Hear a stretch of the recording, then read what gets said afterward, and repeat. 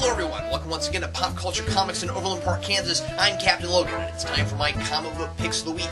All last month we had a lot of weeks for beginnings. This week is a week for endings. Lots of stuff going on in Marvel, and we're going to get to that in just a minute. But first, let's go to my DC pick for the week. Here is Supergirl, number 2. Supergirl is the perfect blend of story for readers who are new to these characters and those who are intimately familiar with them. I was impressed with how much I enjoyed the way Supergirl was piecing together information I already knew in the first issue, and it's even better here. Krypton seems to be pretty much the way we remember it from before the relaunch, and even the history of Kara being a teenager when Kal-El was a baby is here. But it's presented in such a fresh way, it doesn't feel dull or pointless getting it all again.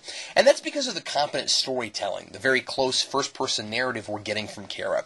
We're in her head the whole time when we get to experience all of this with her. Another reason it works is that her reactions to her predicament make sense, and she's proactive. She doesn't whine or panic, she just tries to take as much control as she can, even while having no idea where she is. And because we get all the exposition, sense of space, everything from her perspective, the story can reveal things to us that wouldn't be a big deal in another context, but are here, like a famous Earth structure Kara almost destroys in her fight with Superman that I won't spoil. The action is bold, smart, and pretty story-driven. Kara may have all her powers at once, but she doesn't understand them and can't control them right away, so Superman has the upper hand on her from the beginning. Because she remembers him as a baby, she doesn't believe him when he says he's Kal-El, and comes up with a pretty neat hypothesis of what she thinks Superman is at first that has to do with General Zod. I also love how she says that he can't possibly be from Krypton, because when he speaks Kryptonian, his accent sounds like he just learned it. It's really smart writing. And there's a great cliffhanger which proves that even though us Superman fans know a lot of what Supergirl has to discover, this book is going to throw some curveballs at us. I love everything about this, and I implore you to turn anyone you know who's thinking about getting into comics because of the New 52 onto this book. Also, so far, it seems pretty kid-accessible. It's absolutely for everybody. And over to my Marvel pick. It was a tough call this week. I really liked the end of Uncanny X-Men, but I've got to go ahead and go with Fear Itself, number 7. There's a part of me that wants to just say, you should read this book, it's epic, it's powerful, and leave it at that. I don't think there's much I could say without giving away something you should experience for yourself. So I'm putting on my vague and cryptic hat again, and I'll say this. Event books happen every year, and Matt Fraction really made this an event, in the dictionary sense of the word. I feel like significant stuff happened in the series that wasn't forced, that came naturally, in a character-driven way, gave all the major players their due and really challenged them. And it also came naturally from a continuity standpoint, out of the major story arcs in recent years, especially Siege, as the fall of Asgard plays a really pivotal and interesting role in this. As I've said before, I'm not a big fan of Thor and the Norse mythology in the Marvel Universe, but Fraction sold me on it by blending it with the characters I'm more interested in. He made gods and mortals have to fight a common, possibly unbeatable threat, nearly placed on the same playing field, but without Odin losing his mystique. All the major players, especially Thor and Odin, Captain America, Iron Man, and the Hulk, have huge character moments in this series and in this last issue. As I said, they're all challenged in surprising ways, and by the end, I really do feel like they've faced their greatest fears, believably. I'm also relieved that this last issue, I mean, there's 7.1 to 7.3, but that's all aftermath, it takes its time, it doesn't feel too rushed. I suppose you could argue that the Deus Ex Machina setup in the last issue beats the bad guys pretty fast, but the focus is really on the people, what they go through during this crisis, and how it changes them. Finally, we've got an event that really does change the face of the Marvel Universe, but in ways I'm intrigued by, and not just for the sake of change.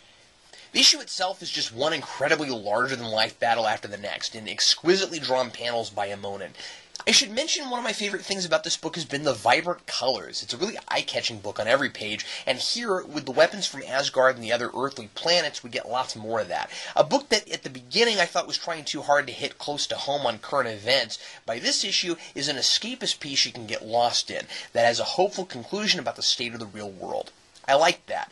And at the end, we get several setups for new books, each a cliffhanger that will continue on in a monthly title, and it seems designed to encourage you to look into whichever interests you the most, rather than seeming like Fear Itself will never end and you have to read 4 new books to get the rest of this story. Again, it also doesn't feel like this was just here to set up those books. And if nothing else, read it for Thor fighting a giant dragon. For my indie book for the week, I've got a new one from John Byrne from IDW. It's Cold War, number 1. I've been reviewing a lot of IDW books lately, and that's because they're putting out a really diverse smattering of books. Here we've got a pretty familiar spy thriller from the always talented John Byrne, writing and penciling, and a lot of what I like about it is that familiarity. A cool, suave British agent, Michael Swan, who loves fast cars, beautiful women, and himself, leaves the service to operate on his own after his cover is blown on a mission spying on the Russians. We just don't get movies like this anymore. I was waiting for him to introduce himself as Swan, Michael Swan. The agency blames him, he blames the agency, and so he doesn't hesitate to tender his resignation, since he doesn't seem to think he needs anyone else anyway, like the many James Bond-type agents he's written in the tradition of. This is, of course, only the first issue, which has a lot of work it has to do in setting up the situation, the characterization of the protagonist, and hardest of all to do in 22 pages for a period piece, a consistent tone. So it's hard to know just how predictable the story will be. I would guess, this being John Byrne, it's not just simply an exercise in nostalgia, just recreating what's come before. I think he does a good job of capturing the period in a realistic feeling way, but also kind of the way we remember it from movies. It really feels like he's trying to misdirect the reader with all the British spy stereotypes we'd expect, like the sexual innuendos, the "of course I know that, I'm a secret agent" attitude, and the revolutionary scientist who keeps all his notes in his head. This is all delivered in a tongue-in-cheek sort of way, and I expect the story could go in any number of unpredictable directions given the very serious atmosphere of the introductory pages, which present a thrilling cinematic storyboard of the mission where Swan's identity was compromised. The art is mysterious and simple, and really expressive. Byrne reminds us what the comics medium is good for. Storyboards that allow you to experience action without a multi-million-dollar budget, followed by slower-paced intrigue and humor that's just as entertaining. And for my kids' pick this week, I've gone with Tiny Titans, number 45. Tiny Titans is always funny, but naturally some issues are funnier than others. This is the follow-up to the All Robins issue from last year, which made fun of the sheer number of characters who have been Robin and of all the different mantles Dick has had. The Batgirls get the same treatment here, which is appropriate with the New 52 now that the mantle has been passed on once again, even if it is back to Barbara, the original. Stephanie is in the same role Dick was in the Robins issue. She's been Spoiler, a Robin, and Batgirl, and there's some fun confusion here over which one she should be. Barbara throws a Batgirl party and Stephanie turns in her Robin costume for a Batgirl suit, as do the other Tiny Titans girls. I love how, when Robin asks Batman if he approves of all these Batgirls, he just nonchalantly says, "Yep, it's all good, chum," poking fun at the classic dilemma of Batman being the loner who needs no one, but constantly surrounds himself with sidekicks. I think Art, Baltazar, and Franco use this series sometimes not just to harmlessly jab at the DC Universe, but also to lightly express their feelings on certain things that happen in it. I doubt it's a coincidence that the Secret Six appear here, just after the relaunch has started, and that book, which was very well received, was cancelled. Hilariously, Coach Lobo returns to coach the Secret Six as a soccer team, and they play against Barbara's all-girl team, whose secret weapon is Pantha, and until her name is finally revealed to the Titans, everyone argues all issue about what animal she's supposed to be. I thought Lobo, given the Tiny Titans treatment, was funny, but nothing compares to seeing Bane like this. I also appreciate that the very funny soccer stuff is here, so the issue isn't just a total retread of the Robins issue.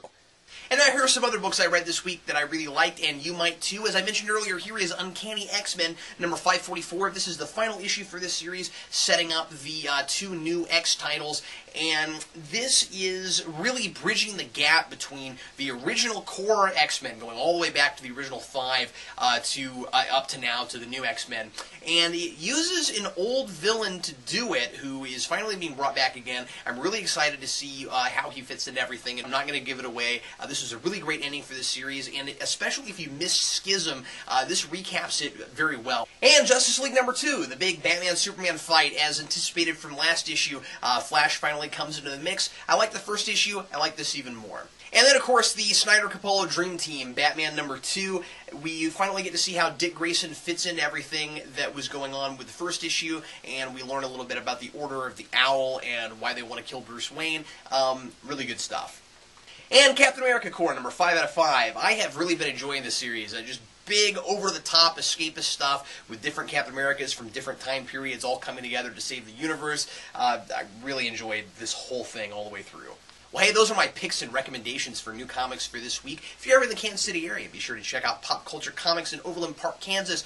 Right here, that's where I am at this very moment, and it's my very favorite place to get comic books. If you're watching this on the Pop Culture website, be sure to check out Geekvolution on YouTube. We have lots of other fun programs about comic books and all kinds of other stuff. And also, you can follow me on Twitter at Geekvolution, where I'm doing a lot of little mini comic reviews there. And if you don't live in the Kansas City area, be sure to support your own local comic book store. Thanks a lot for watching. I'm Captain Logan, and happy reading.